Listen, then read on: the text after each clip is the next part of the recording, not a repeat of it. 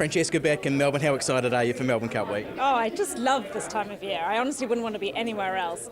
And I just love the energy and the enthusiasm and the good vibes of being here in Melbourne. And the spotlight is on racing, and we all love racing, so there's nothing better. How much have you seen it change since those Purple Moon days?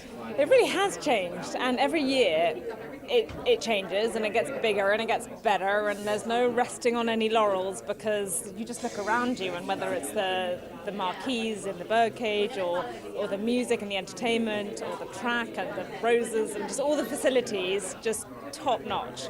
I know you haven't got deep into your form just yet, but what sort of insight can you give us into the European travellers?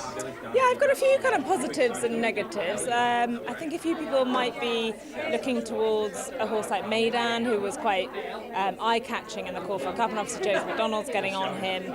But my warning would be that he's a bit of a non-winner, and he can be can flatter to deceive a little bit. The hope could be over 2 miles, and with J-Mac on board, that could make the difference. But I tend to kind of veer more towards the ones that have nearly done it before. And Absurd, he's a bit of a boring selection because he's been here and he's run well, but he hasn't won, and it's his third time, so that's quite hard.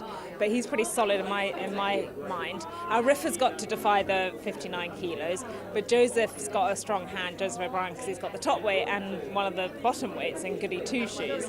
And she's very interesting, owned by JP McManus. He's very shrewd, his first runner in the Melbourne Cup. So there's lots to get into. And then you get horses like Flatten the Curve that honestly I never even heard of before coming here. I'm like, where's this horse come from? Quite an obscure beginning. And then the Japanese horse I can't really get my head around either. So there's a lot to figure out still. Yeah, let me take you back. Of course, you rode out of Matamata many years ago. Do you have fond memories, and have you been back?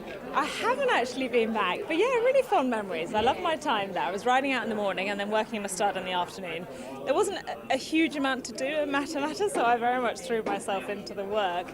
But I did the yearling prep there, and then took the horses over to Sydney and riding out. I honestly love any excuse to be on the back of a horse, wherever it is, whenever it is. I don't do enough of it these days, but you learn so much from being in all these different places, and I loved it. I really appreciate your time, Francesca. Enjoy Melbourne Cup week. Thank you very much.